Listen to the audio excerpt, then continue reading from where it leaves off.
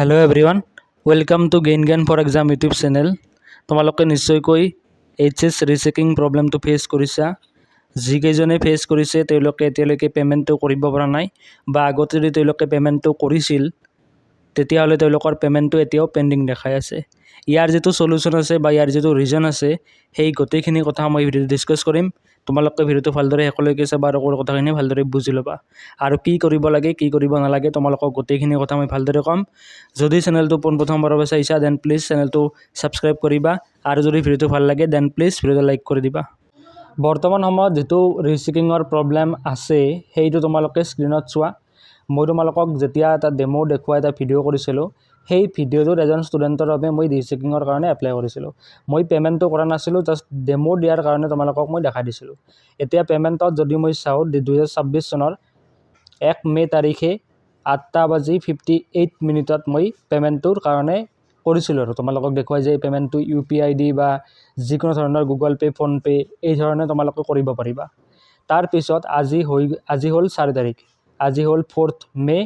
চ' তোমালোকে চোৱা 3 দিন হৈ গৈছে, 3 দিন মতলব 72 আৱাৰ্ছ হৈ গৈছে। এতিয়াও সেই যিটো পে'মেণ্ট আছে পেণ্ডিং দেখাই আছে। মানে কি, যিটো ছাৰ্ভাৰ আছে তেওঁলোকৰ, এই ছাৰ্ভাৰটো ইমানেই দুৰ্বল যে তেওঁলোকে পে'মেণ্টটো ষ্টেটাছটো এতিয়াও ছাকচেছফুল বা আনছাকচেছফুল দেখুৱাব পৰা নাই। নেক্সট মই ট্ৰাই কৰিছিলোঁ 2026 চনৰ 1 তাৰিখে, অৰ্থাৎ 1:01 মই আকৌ এবাৰ এপ্লাই কৰিবলৈ ট্ৰাই কৰিছিলোঁ। চাইছিলোঁ যে কি হৈছে কি হোৱা নাই, তোমালোকৰ কমেণ্টবিলাক পঢ়ি চাইছিলোঁ। বহুতে কৈছিল যে পে'মেণ্টটো কৰিব পৰা নাই। যদি আমি পে'মেণ্টটো কৰিব যাওঁ তেতিয়াহ'লে কিন্তু আমাক বেলেগ এটা পেজলৈ লৈ যায়, বা যদি আমি পে'মেণ্টটো নকৰাকৈ একেবাৰে যদি আমি পে'মেণ্টটো নকৰোঁ তেতিয়াহ'লে কিন্তু আমি সেই পে'মেণ্টটো পেণ্ডিং দেখাই থাকে, আৰু আমি বেলেগকৈ পে'মেণ্ট কৰিব নোৱাৰোঁ। এখন ছাবজেক্ট এতিয়া ছিলেক্ট হৈ যাব, ছিলেক্ট হোৱাৰ পিছত তোমালোকে ছাপ'জ পে'মেণ্টটো নকৰিলা, ভাবিছিলা যে আমি পিছত পে'মেণ্টটো কৰিম, কিন্তু আকৌ যদি তোমালোকে লগ ইন কৰিলে তোমালোকক দেখুৱাব যে পে'মেণ্ট পেণ্ডিং, আৰু বেলেগ একো অপশ্যন নাহে। তোমালোকে যদি আকৌ বেলেগ ছাবজেক্টটো যদি ছিলেক্ট কৰা তেতিয়াহ'লে তোমালোকৰ কিন্তু একো অপশ্যন নাহে। মোৰ তাতো ছেম এই ধৰণে তোমালোকক দেখাই আছে। চোৱা, ছাবজেক্টবিলাক মই দুখন ছিলেক্ট কৰিছিলোঁ ডেমো দেখুৱাৰ কাৰণে। প্ৰথমখন হৈছে, এতিয়া যদি মই আকৌ ইংলিছ আৰু আছামিজৰ কাৰণে মই এপ্লাই কৰিছিলোঁ পোনপ্ৰথমে, বাট পে'মেণ্টটো কৰা নাছিলোঁ, দুবাৰ কৰিছিলোঁ। এতিয়া যদি মই আকৌ মানে কি এক্সট্ৰাকৈ যদি মই পে'মেণ্ট কৰিবলৈ যাওঁ বা ছাবজেক্ট যদি ছিলেক্ট কৰোঁ তেতিয়াহ'লে একো নাহে, কেৱল জাষ্ট ছাবজেক্টটো ছিলেক্ট হৈ থাকে।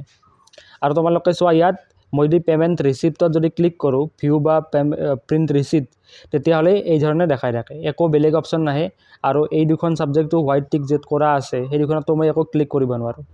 এনেকুৱা ধৰণৰ প্ৰব্লেমবিলাকৰ সন্মুখীন ময়ো হৈছোঁ, তোমালোকে হৈছা। এইটো কিয় হৈছে, তেওঁলোকৰ ৱেবছাইটৰ প্ৰব্লেম হ'ব পাৰে। এইটো জাষ্ট তোমালোকে এটা কাম কৰিব পাৰিবা, আৰু সেইটো হৈছে তোমালোকে জাষ্ট অলপ ৱেইট কৰিব লাগিব কেইদিনমান, কাৰণ এই প্ৰব্লেমটো এইবাৰ নহয়, যোৱাবাৰো হৈছিল। যোৱাবাৰো এতিয়া ৰিচেকিঙৰ কাৰণে এপ্লাই কৰিছিল মানুহে, তেতিয়া তেওঁলোকে এনেকুৱা ধৰণৰ প্ৰব্লেমটো ফেচ কৰিছিল। মই তেওঁলোকলৈ ইমেইল এটা চেণ্ড কৰিছোঁ, যোৱাকালিয়ে কৰিছিলোঁ 10:19 আৰু তেওঁলোকৰ এইটো ইমেইল আছে ahaccoe@gmail.com। এই ইমেইলটোত তোমালোকে এইখিনি লিখি পঠাই দিব পাৰিবা। Dear sir, madam, I have successfully logged in to the rechecking portal and selected my subject for rechecking. However, after selecting the subjects, the portal is showing payment pending and no further payment can be made. যে আমি কোনো ধৰণৰ payment কৰিব পৰা নাই। Already যদি আমি ছাবজেক্টটো ছিলেক্ট কৰিছোঁ, যিকেইখন ছাবজেক্টৰ কাৰণে আমি এপ্লাই কৰিব খোজোঁ, কিন্তু আমি পে'মেণ্টটো কৰিব পৰা নাই, বা পৰ্টেলটো এনেকুৱা হৈ আছে য'ত পে'মেণ্টৰ কোনো ধৰণৰ অপশ্যনেই অহা নাই। তো তোমালোকে এনেকুৱা এটা ইমেইল লিখি নিজৰ registration number, roll number, candidates name, এই এনেকুৱা ধৰণৰ ডিটেইলছখিনি লিখি তোমালোকে ইমেইলটো পঠাই দিবা। তোমালোকক যদি ইমেইলটো লাগে তেতিয়াহ'লে মই কমেণ্ট ছেকশ্যনত তোমালোকক ইমেইলটো দি দিম, তোমালোকে মোক কমেণ্টত জনাবা। আৰু তোমালোকে জাষ্ট কেইদিনমান আৰু ৱেইট কৰি দিয়া, দুদিন তোমালোকে ভালদৰে চোৱা, কাৰণ এইকেইদিনটো বন্ধই আছিল। চ' সেইবাবে হ'ব পাৰে কিছুমান প্ৰব্লেম, কাৰণ যোৱাবাৰো হৈছিল, কিন্তু শেষৰ ফালে তেওঁলোকে ৱেবছাইটটো মানে কি পে'মেণ্টটো কৰিব পৰাই দিছিল। বহুতেই যোৱাবাৰো মোক এনেকুৱা ধৰণৰ কমেণ্ট কৰিছিল যে পে'মেণ্ট কৰিব পৰা নাই, লগ ইন ইনভেলিড দেখাই আছে, এৰৰ দেখাই আছে, যদিও ডিটেইলছখিনি ভালদৰে ভৰাইছোঁ। চ' জাষ্ট তোমালোকে ৱেইট কৰা। আই ন' যে তোমালোকৰ প্ৰব্লেম হৈছে, তোমালোকে উৎসুক হৈ আছা বা তোমালোকে এক্সাইটেড হৈ আছে যে আমি ৰিচেকিং কৰিম, নম্বৰখিনি অলপ ইনক্ৰিজ কৰিম, কিন্তু ষ্টিল তোমালোকে এতিয়ালৈকে পৰা নাই। চ' সেয়ে মই তোমালোকক ৰিকুৱেষ্ট কৰিম, প্লিজ ৱেইট কৰা অলপ কেইদিনমান, এদিন বা দুদিন তোমালোকে ৱেইট কৰি চোৱা কি হয়।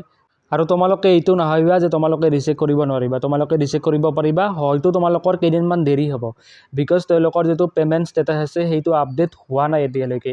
যদি আপডেট হ'ল হয় তেতিয়াহ'লে তেওঁলোকে আনচাকচেছফুল বা ছাকচেছফুল দেখালেহেঁতেন আৰু তোমালোকে ৰিচিপ্টখন প্ৰিণ্ট কৰিব পাৰিলা হয়। কিন্তু বৰ্তমান কোনো ধৰণৰ ৰিচিপ্ট প্ৰিণ্টৰ একো অপশ্যন অহা নাই, কাৰণ তোমালোকে বহুতে কি কৰিছে যে পে'মেণ্টটো পিছত কৰিম বুলি থৈ দিছে, একেবাৰে তেওঁলোকে কৰা নাছিল, সেইকাৰণে হৈছে প্ৰব্লেমটো। বা তোমালোকে যদি এইবাৰ যদি যেতিয়া মানে কি ৰিঅ'পেন হ'ব ৱেবছাইটটো বা ছাৰ্ভাৰৰ যদি প্ৰব্লেমখিনি যদি শেষ হয় তেতিয়াহ'লে তোমালোকে একেবাৰে গোটেইখিনি কাম কৰিবা।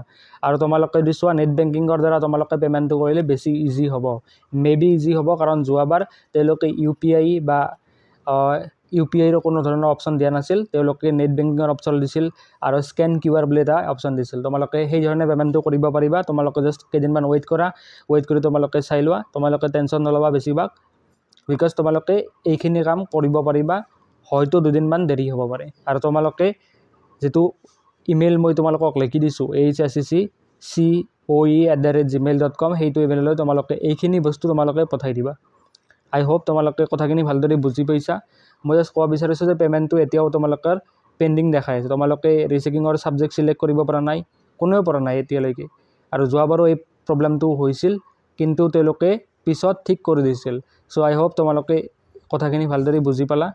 তোমালোকে বেছি টেন্স নহ'বা, বিকজ এনেকুৱা ধৰণৰ ছাৰ্ভাৰ প্ৰব্লেম বা ৱেবছাইটত কিছুমান প্ৰব্লেম চলি থাকে তেওঁলোকৰ, কাৰণ HSCC বা সেবাৰ এই যিবিলাক ৱেবছাইট আছে এই ৱেবছাইটবিলাক ইমান মানে উইক হয়, য'ত অলপমান ট্ৰেফিক হ'লেও ছাৰ্ভাৰ ডাউন দেখাই দিয়ে, ৰিলোড কৰিবলগীয়া হয়। চ' তোমালোকে ৱেবছাইটৰ প্ৰব্লেম বুলি ধৰি লোৱা আৰু তোমালোকে বেছি টেনশ্যন ল'ব নালাগে, তোমালোকে কৰিব পাৰিবা, তোমালোকে জাষ্ট কেইদিনমান ৱেইট কৰি দিয়া। আই হোপ তোমালোকে কথাখিনি ভালদৰে বুজি পাইছা।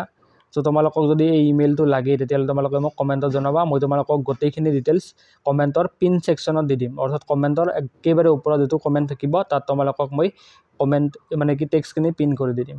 Thank you so' much guys for ৱাচিং দ্য ভিডিঅ'। তো যদি তোমালোকৰ ভিডিঅ'টো ভাল লাগিছে দেন প্লিজ লাইক কৰিবা, আৰু ভৰি ছাবস্ক্ৰাইব কৰা নাই দেন প্লিজ ছাবস্ক্ৰাইব কৰিবা। Thank you and see you in the next video'.